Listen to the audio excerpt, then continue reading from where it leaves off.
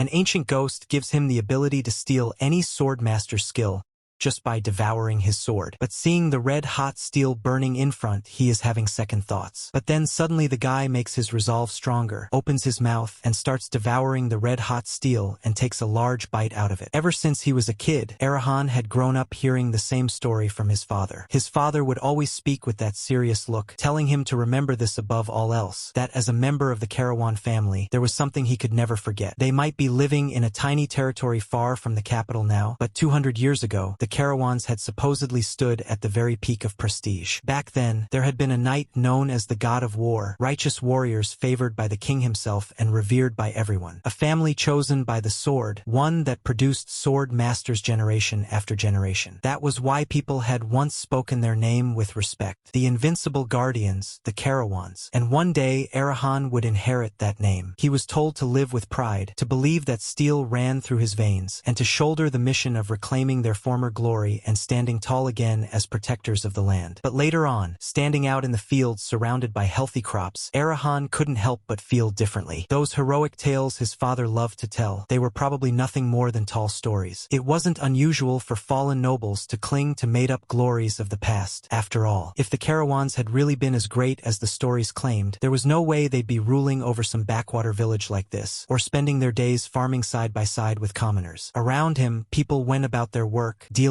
with everyday things. Someone asked if the harvest could be stacked over there. Another answered politely, calling him young master. Life went on, busy and ordinary. As Arahan helped tend to the fields, his doubts only grew. The more he thought about it, the less sense his father's stories made. There were far too many holes. Take the old portrait of the family founder, for example. No matter how much he stared at it, the man looked nothing like him or his father. Even the so-called heirloom sword displayed alongside it was far too sharp and pristine for something that was supposed to be centuries old. And most telling of all, in every history book across the kingdom, the name of their supposed ancestor, Liam Carowan, didn't appear even once. When he put all of that together, there was only one conclusion he could reach. It was all a lie. Nothing more than stories made up to give the next generation something to feel proud about. Another voice snapped him out of it, asking why he was just standing there spacing out and reminding him that it was snack time. Someone else chimed in, saying that if he didn't hurry, all the warm bread would be gone. And if he took any longer, they were going to eat his share too. Arahan immediately panicked, shouting for them to wait and begging them to leave some for him. Not long after, the man who'd been stuffing his face got lightly smacked by his wife. Apparently the bread had gotten stuck in his throat because he ate too much. Watching the whole scene from a distance, Arahan couldn't help but laugh. At that moment, he felt it clearly. Who cared if the Carawans weren't some legendary family? He had people like this around him, people who welcomed him so naturally. That was enough. Smiling, he started running toward them, thinking that he genuinely loved this place, this life where he could live alongside everyone. This was the Carowan family he wanted, just the way it was now. Or at least, that's what he believed in his peaceful, complacent adulthood. Later that day, as he mounted his horse and prepared to leave, Arahan mentioned that they'd already met today's harvest goal, so he'd head to the market in the neighboring village. He warned them he'd be back late and said he planned to pick up a few necessities while he was there. He casually added that he should probably get Carowan some apples, since Carowan had been complaining about not seeing fruit in a while. Carowan laughed and said he'd really appreciate that. Arahan then mentioned Marino's youngest daughter, noting that her birthday was coming up and that he'd try to find a pretty doll for her. Marino looked surprised, wondering how Arahan knew that. Arahan only laughed it off, boasting that of course he knew. After all, he was going to be their next lord. With that, he waved and said he was off. Everyone saw him out, wishing him a safe trip and calling him by name as he rode away. As the sun slowly dipped toward the horizon, Arahan's figure grew smaller and smaller in the distance. Once he was gone, the people left behind started chatting among themselves. Someone remarked that there really was no one else like their young master. Another agreed, saying he was on a completely different level compared to other nobles. Someone else joked that they were already worried about which lady would end up snatching him away. But soon, their expressions grew serious. They reminded each other that it was getting late and that they still had work to finish. After all, today was the day of the regular meeting with the Lord. And with that, the calm atmosphere shattered as chaos began to spread everywhere. The others were completely stunned. No one could believe what was happening. This wasn't something they had ever imagined. A sudden, violent overturning of everything they knew. Someone coldly declared that this territory territory had to be erased, and they kept moving forward, cutting down anyone who stood in their way. People desperately asked who they were, but no answer came back. There was only the sword. As one man muttered about this territory, his words trailed off, and then the blade fell. He repeated it almost mechanically, saying it must be erased, and he carried out those words without hesitation. The apples Arahan had bought, the dolls meant as gifts, all of them lay scattered across the ground, trampled and stained. When Arahan finally returned, his mind went blank. He called out, asking where everyone was. There was no response. As he looked around and saw bodies everywhere, panic took hold. He kept asking why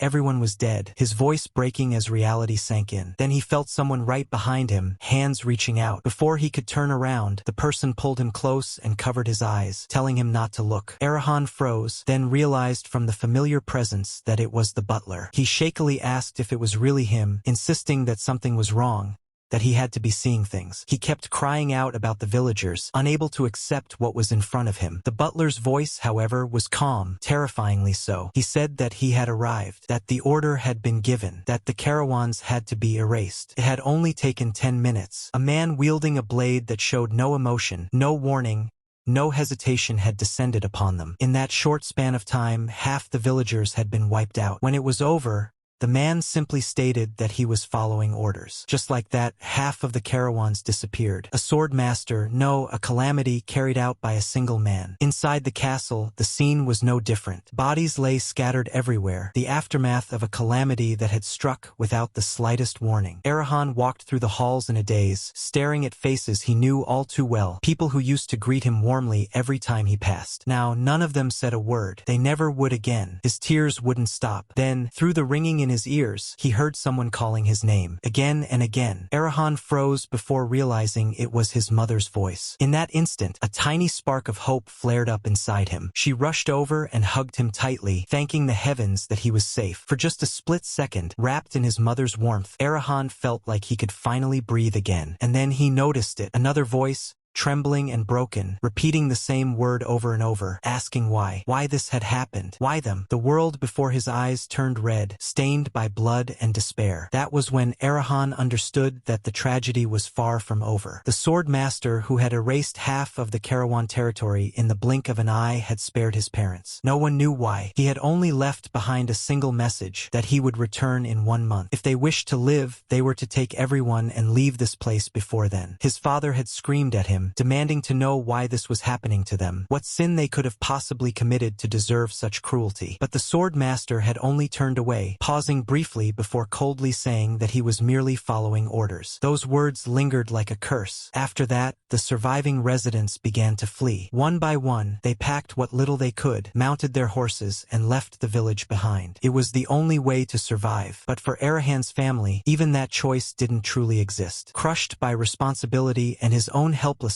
as a lord, Arahan's father finally broke. He spoke as if trying to convince himself, calling himself a great knight, a dragon slayer, an iron-blooded guardian of the kingdom. He swore that it was his duty to confront the great evil that was approaching, that he would never retreat. Arahan remembered those words clearly, because his father was standing right there when he said them. His mother, on the other hand, knelt in front of Arahan and told him she would never give up on him. She explained that the butler had already prepared a carriage and that Arahan had to leave the territory with him, as far away as possible. Arahan panicked, insisting that she had to come too. He said they could somehow take their father with them, that the whole family could escape together. But his mother gently shook her head. She said that the Lord of Carowan would never leave this place. Until his very last moment, he would choose to face the enemy as the Lord of the Carowan family. She said she would stay by his father's side until the very end. Arahan broke down immediately, begging her not to say things like that, pleading with her to leave together with him. But instead of answering directly, her voice seemed to sink straight into his heart. She told him to listen carefully. The stories the Lord had told him all his life, the righteous watchers, the invincible guardians,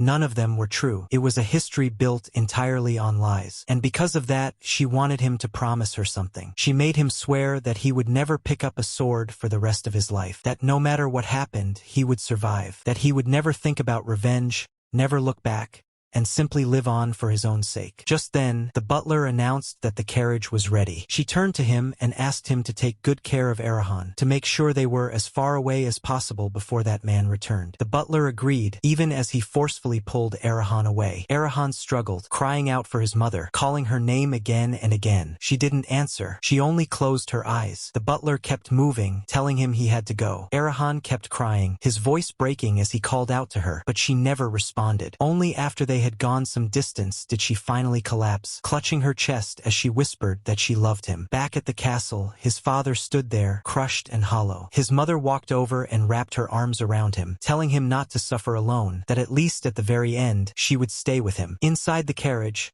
the butler remained silent for a long while before finally speaking. He told Arahan that he knew how agonizing and unbearable this was, but he had to endure it. That man was a calamity, a natural disaster, something humans like them could not fight. The only way forward was to accept today's tragedy and forget it. Only then could he live on. That was surely what the Lord and his lady wanted. Then the butler turned around. Arahan wasn't there. The carriage was already moving, but Arahan was running through the forest, his thoughts in chaos. No matter how much he tried to justify it, he couldn't leave his parents behind and run away alone. He refused to abandon them. A god of war or a sword master, no matter what people called him, he was still just a human, and humans could die. An arrow through the heart would kill anyone. Arahan had spent the past month secretly gathering deadly poisons. If he could just land a single shot, he was certain he could protect them both. Driven by that belief, he ran back toward the castle. And that was when he noticed it. Everything ahead of him was stained an eerie red. Only then did Arahan finally see it clearly. The people he had wanted to protect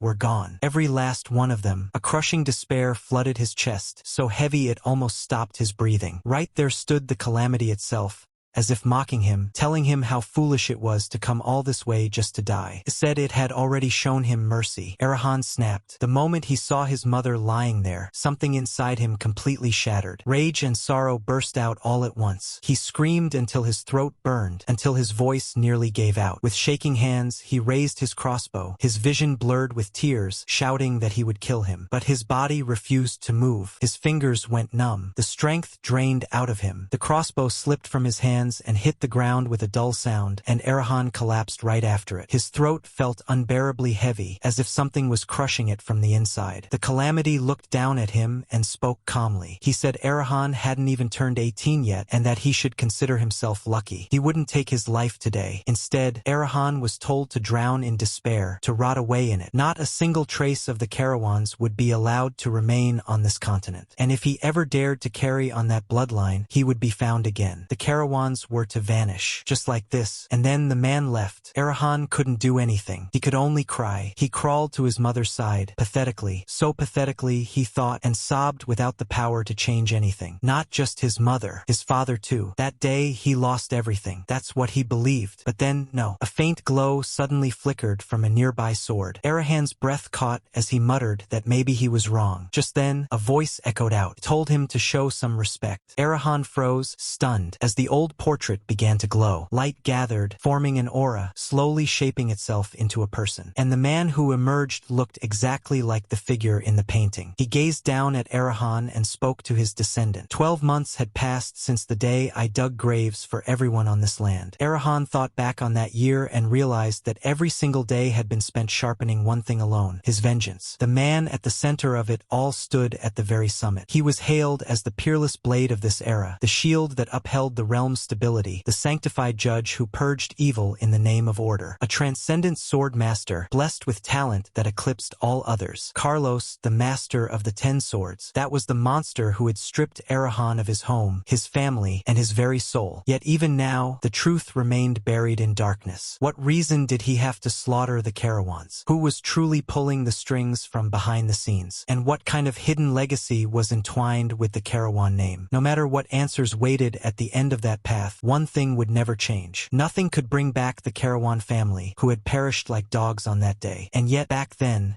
when the portrait had begun to glow, Arahan remembered freezing in place, struck by a strange sensation. For a moment, he had wondered if the weight of all those unanswered questions had finally broken his mind. An impossibility was unfolding right before his eyes. That was when the voice had spoken, telling him to show some decorum, reminding him that the same blood flowed through his veins. Arahan could still recall the disbelief. The figure he had once dismissed as nothing more than a fairy tale, the legend woven into ancestral tapestries, had stepped out into reality. He had heard scholars say that those shattered by unbearable tragedy often succumb to vivid hallucinations born of grief. But this presence was different. It was heavy, overwhelmingly real. He could feel it pressing down on him. The figure had calmly pointed out the storm raging inside Arahan's chest, asking whether he feared madness, or whether he was simply stunned by the sight of an ancestor he thought never existed. Arahan had stayed silent. There was nothing he could say to that. After a long pause, he had finally spoken, asking if this wasn't a dream, if this wasn't a ghost. Then was he truly the patriarch who forged the Carowan name, the legendary conqueror Liam Carowan? And then the questions he'd been suppressing had spilled out. If he was really the hero from his father's stories, then why did he wait until everything had turned to ash? Why appear only now? Why stand by and let them die? Arahan had demanded an answer, rage burning hot inside him. Liam hadn't replied right away. He had only watched him in silence for a moment before finally speaking. He said he required proof of Arahan's resolve. Revenge,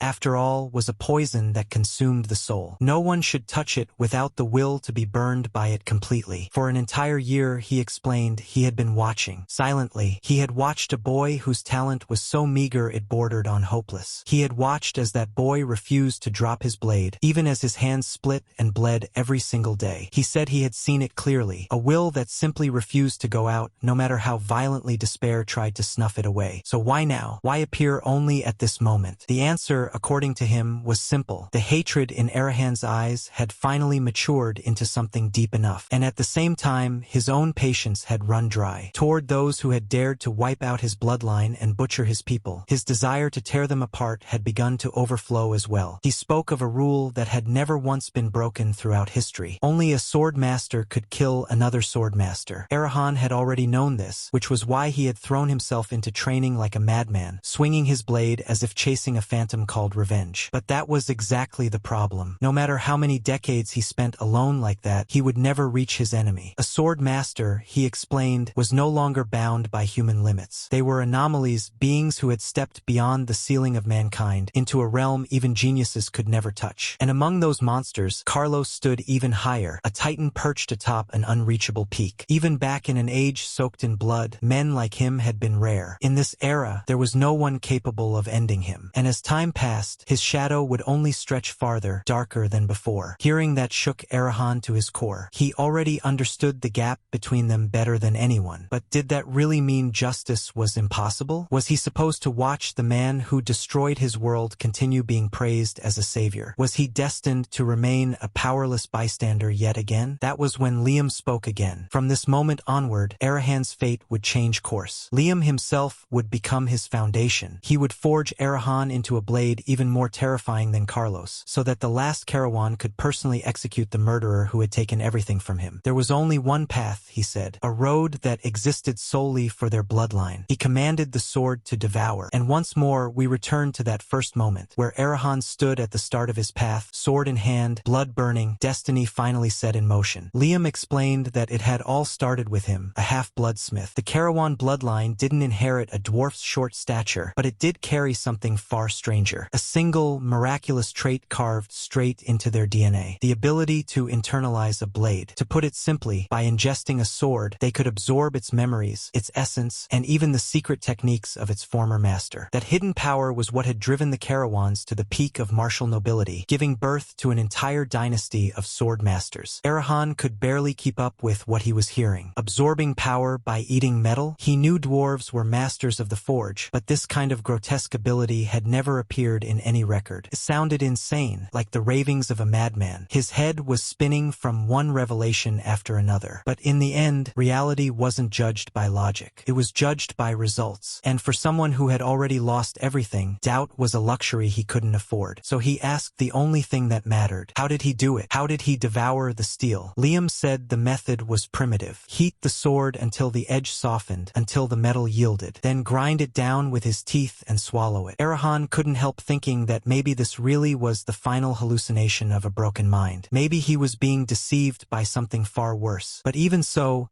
if there was even the slightest chance, no matter how small, he would take it. And so he did. He bit into the sword like it was nothing more than a crunchy chip. Again and again, he kept eating, ignoring the searing heat, ignoring the pain as the metal burned him from the inside. He didn't stop. Flames soon wrapped around his body, swallowing him whole. Then, suddenly, he felt warmth slide down his throat. A voice declared that it was done. Over and over, Arahan repeated the same words in his mind, as if carving them into his soul. Never forget, never forget, never forget. Liam echoed it as well, reinforcing the vow. And then, without hesitation, Arahan prepared to consume more. He told himself he would see this through to the end, even if it meant losing his humanity, even if it turned him into something inhuman. He would see it through. He would become the swordmaster who would one day tear that man's heart out. Morning light filtered in as the sun rose over a quiet tree and a small house nearby. Inside, Arahan was practically shouting, half in disbelief, half in excitement. He was alive, not just barely alive. There wasn't even a scratch on his body. The pain of swallowing red-hot iron had been so real that he'd been convinced it might have all been a dream. But now, holding nothing but the sword's hilt in his hand, it was obvious that it hadn't been. If it were just a dream, there was no way this would still be here. A voice responded calmly, almost amused. For someone with such a fragile body, his mental fortitude was apparently decent enough. Even among his ancestors, many had quit halfway, unable to endure that burning agony. The voice pointed out that Arahan believed it now, didn't he?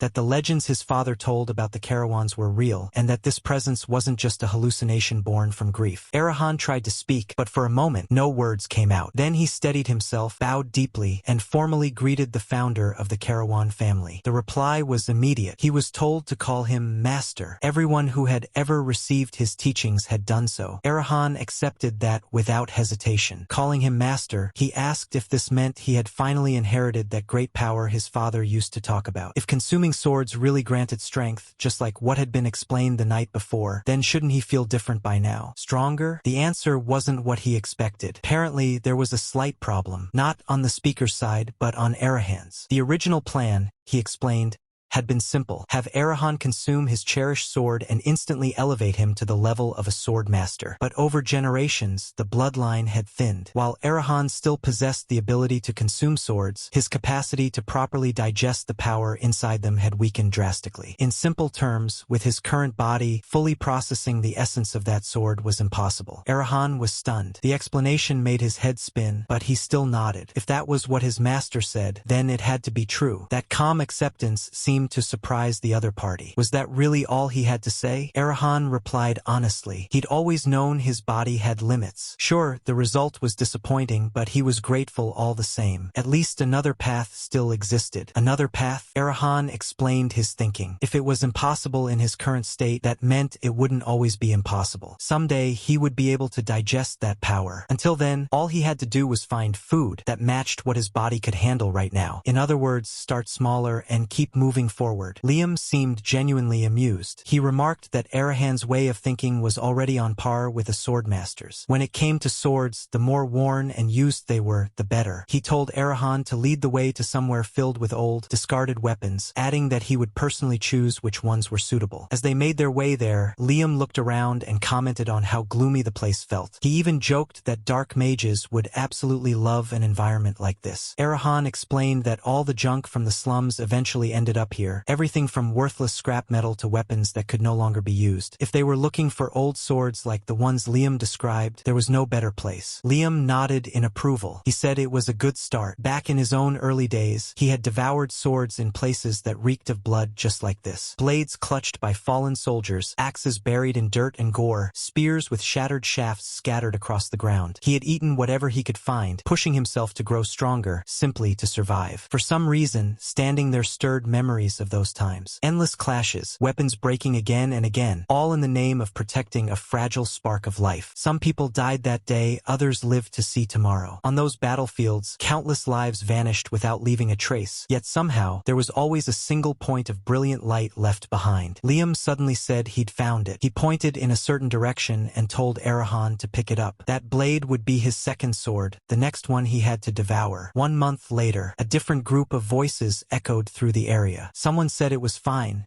just as they'd heard. There was no one around. No villagers, no signs of life anywhere. Another person wondered aloud if the manor had once been used as a dark mage's biolab before being abandoned. Someone else immediately dismissed that idea, saying they'd be dead the moment they stepped inside if that were true. It was far more likely that some fallen noble was hiding out there. Another voice chimed in, saying they could smell it, that arrogant, high and mighty scent lingering everywhere. One of them casually dropped onto a luxurious couch and laughed, saying their luck had finally turned. If there wasn't even a caretaker around, then it was basically a free win. Someone else started poking around the place and suddenly sounded surprised. It looked like a noble's daughter really did live there. There was an entire pile of fine women's clothing, freshly washed. Another person reacted in disbelief, asking if that was true. The first one chuckled and added that even the scent clinging to the fabric was different, clearly amused by the discovery. Another one chimed in, licking his lips as he glanced at his sword, muttering that if they played their cards right, they might even get to have a bit of extra fun. Someone else immediately got excited, telling him to hand it over so he could take a whiff too, joking about whether there was a portrait lying around. Maybe there was a girl they could make use of. That was when a sharp voice cut through the room, shouting at them to stop. They froze as Arahan stepped inside. He calmly told them that his mother liked things clean and absolutely hated it when people made a mess. He asked them to put everything down quietly, adding that he'd prefer it if they just talked things out. For a brief moment, the thieves went silent. Then they burst out laughing. One of them mocked him, asking who this brat was and whether he was the owner's son. Another sounded disappointed,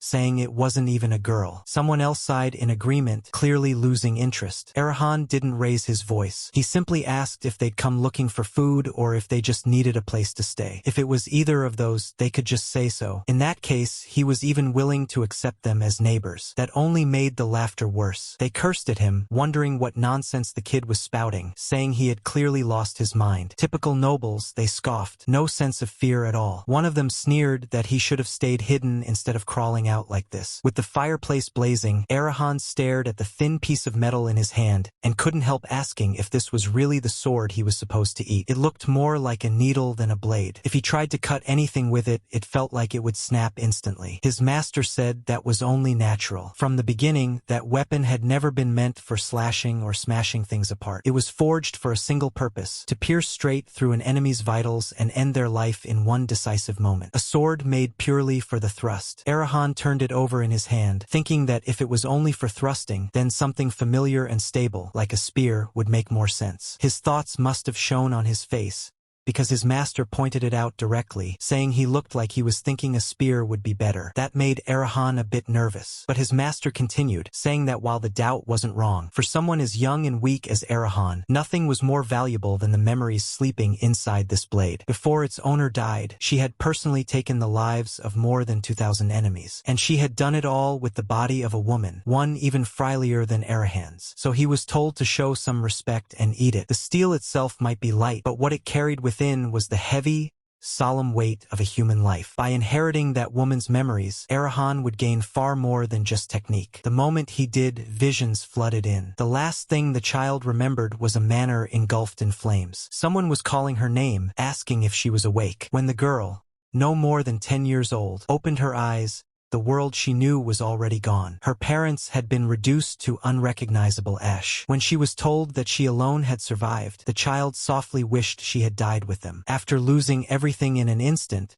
she was sent to an orphanage. And the day she realized that place worshipped the goddess of fire, believing flames to be a form of salvation, she felt herself dragged straight back into despair. She couldn't understand it. Fire had taken everything from her, yet she was forced to live somewhere that treated it as sacred. No matter where she went, she still hadn't escaped the flames. The days that followed were quietly horrific. People whispered whenever they saw her. Someone mocked the burns that covered half her face. Someone else said they'd heard she was cursed by the goddess goddess herself. Someone else sneered that those marks on her face really were from a curse, letting out an awkward laugh. Another followed up, saying it was no wonder she looked so gross. Wherever she went, whispers followed, people saying she gave them the creeps, calling her a monster, disgusting, horrible. Hearing those words day after day crushed the child. She prayed constantly for it all to end. She wanted to escape the fire that replayed behind her eyelids whenever she closed her eyes, and the fire of hatred that surrounded her the moment she opened them. And then, one day, everything changed. Looking back, his swordsmanship had been rough and crude, but to her, it was beautiful, beautiful enough to drown out the hell inside her head, even if only for a moment. His name was Hegel, an old swordsman and former wandering knight who had worked at the orphanage for years. Normally, she would never have dared speak to someone with such a stern face, but that day, she felt something stir inside her. She wanted to be like him, so she gathered her courage and asked how she could become like him, saying she wanted to learn. That was her first step toward living. Hegel looked at her for a long moment before telling her that this kind of thing wouldn't help much with living, especially not for a girl like her. A blade like that would only end up hurting her. He told her to go back inside, but Mary shook her head. She said that if she could learn it, she didn't think she'd be afraid anymore. Not of fire, not of anything in this world. Something in her words reached him. Without another comment, Hegel led her to a barrel filled with swords and told her to pick one. Any of them. If she could swing it, he'd teach her. Mary walked over, stared at the weapons, then picked one up. She asked if she really had to swing it. Hegel replied that if she didn't, then what was the point? She looked down at her own fingers gripping the hilt and said that as long as she could fight back, it didn't matter. Then she moved. The sword shot forward in a straight line, aimed directly at Hegel's throat. She declared that she would become whatever it took. That was her first thrust. And just like that thrust back then, Arahan's blade pierced forward now, taking another life as he repeated calmly that they weren't visitors, just uninvited guests. The thief didn't even understand what had happened before he collapsed to the ground. The others froze in shock, staring at the body. Someone muttered in disbelief, asking what they had just seen. Another wondered if this was some kind of joke. Arahan looked at them coldly and said that, in that case,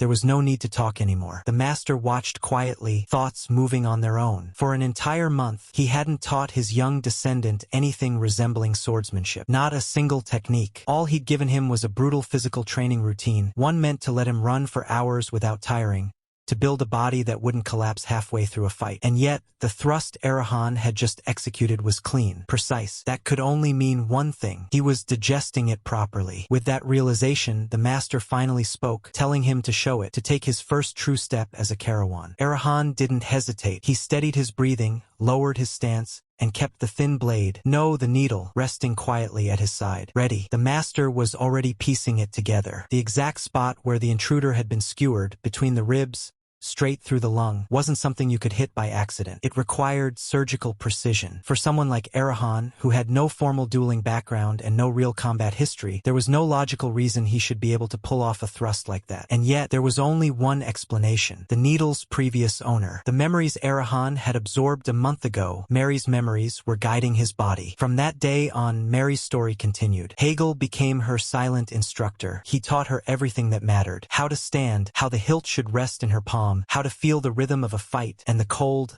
unavoidable rules of survival. His style wasn't some polished academic sword art. It carried the wild, lawless spirit of a wandering hedge knight, rough but powerful and strangely captivating. For a young girl trapped in the shadow of her fears, Mary truly admired that way of the sword. As the years passed, Hegel's body began to fail him. One day, he told her that the time was coming when she would have to leave those walls behind. When that moment arrived, he wanted her to go out and see the vastness of the world for herself. That, he said, was his final lesson, and he was grateful that his journey ended by her side. Mary was devastated, but she still thanked him. She said she owed him everything and told him to rest peacefully. Following his last words, she turned her back on the orphanage and stepped into the unknown. Before long, thieves and danger blocked her path at every turn. It didn't take many years before she built a name for herself as a mercenary. Maybe it was her strange choice of weapon, a thin, needle-like blade, Or maybe it was because she was a woman on the front lines. Either way, people began calling her the Stitching Gypsy. As those memories flooded into him, Arahan realized what was happening. This had to be the summoning his forefather mentioned. An entire life's worth of experience was pouring into his mind, whispering guidance with every breath. In front of him, a thief broke down, stammering and begging to be spared, promising anything if he was just given one chance. Arahan didn't hesitate. He simply told himself to finish the job, and did. As the body fell,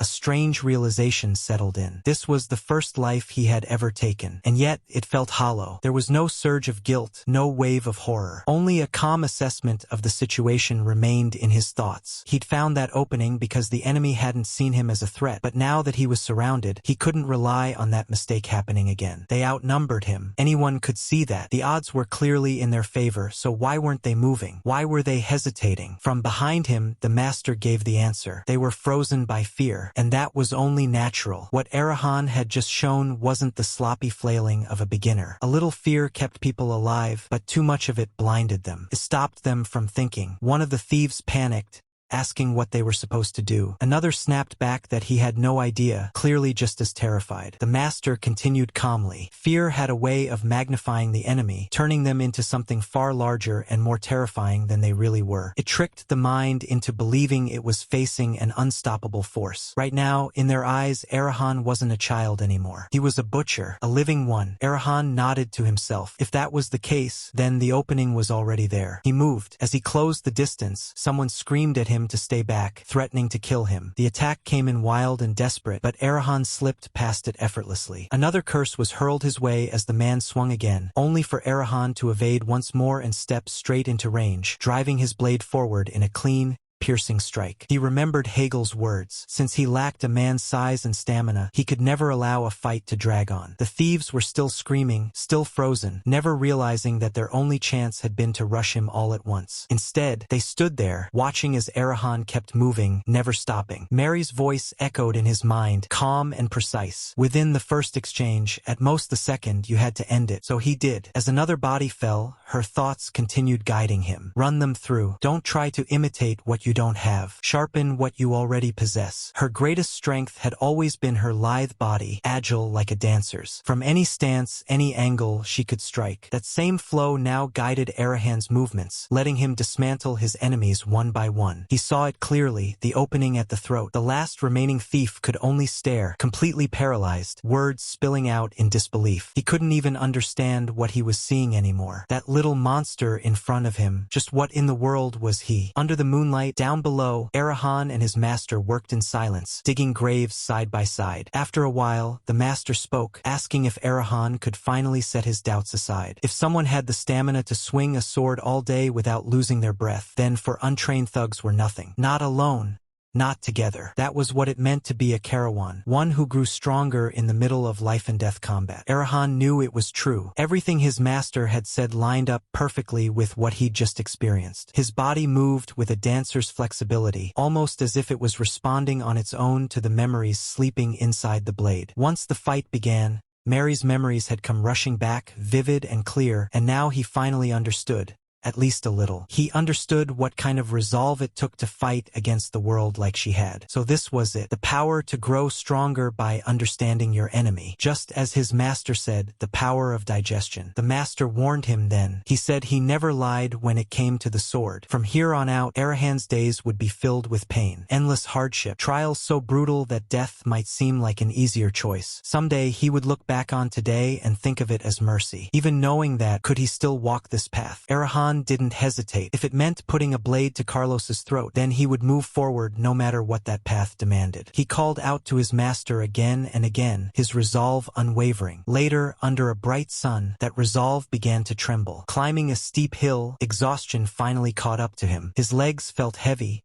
his breath ragged. Doubt crept back in as he wondered aloud whether this path was really the right one. The master immediately called him out. Where had that gaze from last night gone? Why had doubt flared up again already? Then he added that, truthfully, This too was part of Arahan's nature. He'd always been like this since he was a child. That flaw or strength would need to be addressed someday. But first, he said, he would answer Arahan's question. The path of the sword was divided into 5 stages. The first was the sword beginner, the entrance to the sword itself, a realm anyone with even a hint of talent could step into. Next came the sword walker, then the sword runner, those who established themselves as strong and became the backbone of the battlefield. Above them stood the sword expert, heroes capable of turning the tide of war single-handedly. And finally, reigning over all swordsmen, revered like gods, the realm of the heart sword, the swordmaster. The master asked him where he thought he stood right now among those stages. Arahan answered honestly. He figured the master probably wanted something bold or spirited, but he knew his own limits too well for that. The prerequisite to even step into the path of a swordmaster was mana, having enough of it, being able to manipulate it, and most importantly, forming a mana heart, a second heart altogether. Since he hadn't formed one yet, he didn't think he even qualified as a beginner. The master laughed at that. He said Arahan's self-assessment was surprisingly accurate. He really was an amateur among amateurs, someone who hadn't even crossed the threshold of the sword. That was exactly why this training existed, to drag someone like him onto the beginner's path and force the birth of a mana heart. That was when Arahan finally snapped. He asked if the master was seriously saying they were risking his life here just to form a mana heart, doing it in a place where one wrong move could get him killed. Maybe things were different in the master's era, but in the present day, forming a mana heart wasn't even considered difficult anymore. An alchemist's potion could do it. A knight of the walker class could inject mana and open one's senses. Even noble ladies who only learned swordsmanship for self-defense could form one without trouble. So why go through all this? Why insist on the hardest possible method when an easy path existed? He genuinely couldn't understand it. The master didn't deny any of that. He agreed, forming a mana heart by itself wasn't difficult at all. There was no reason Arahan couldn't do it the conventional way. But the problem wasn't the mana heart. The power sleeping inside Carowan blood was the power of firm steel. To wield it, one needed a vessel just as steady. An ordinary person's heart wouldn't suffice. The highest realm reachable with a human heart was still only the realm of humans. If Arahan truly wanted to walk the path of a sword master, there was one thing he absolutely had to possess. A heart that wouldn't even be scratched when it collided with the world. A heart of steel. And there was only one way to forge it, by driving himself to the brink of death again and again, until his physical body itself demanded a mana heart. Among all of the master's descendants, only a tiny handful had ever endured that training to the end. That alone spoke of how painful and grotesque the process was. But those few who survived it, without exception, they became sword masters. The master looked at Arahan and asked him calmly if that motivated him even a little now. Arahan clenched his hand and stepped forward without hesitation, saying it was more than enough. The moment he moved, his resolve was already clear. The master told him again that when it came to the sword, he never lied. The mana heart Arahan would obtain wouldn't be an ordinary one. Hearing that, Arahan felt his pulse quicken. He knew his master wasn't exaggerating, and that only made him want it more. The master added that there was nothing in this world more fitting for him than that path. Later that night, under a pale moon, the scene shifted east of the Verdi region, to a place called Camp Bell. A few voices carried through the darkness. Someone asked if the others had heard the rumors about the village to the west, the one called Carowan. Another answered, saying it was that eerie place where not a single person had been seen for over a year. Why would anyone even bring up such a gloomy area? Someone else chimed in, saying rumors had been spreading lately that there was something there now. When asked what kind of something, they could only shrug. Whatever it was clearly dangerous. After all, every thug who had stepped foot into that village had vanished without a trace. Some people said a monster wave that slipped past the northern watchers had wiped it out. Others claimed a warlock was holed up there, conducting forbidden experiments. All kinds of theories were floating around, but in the end, everyone came to the same conclusion. If you didn't want to die, you stayed away from the western village. Nearby, a shadowy figure had been listening to the entire conversation in silence. After a moment, he muttered to himself, repeating the words slowly, a village where entering meant death. He wiped his mouth and smiled faintly. That sounded like a very good place indeed. What are his goals? If you don't want to miss any of the action coming right up, subscribe now and don't forget to turn on all the notifications.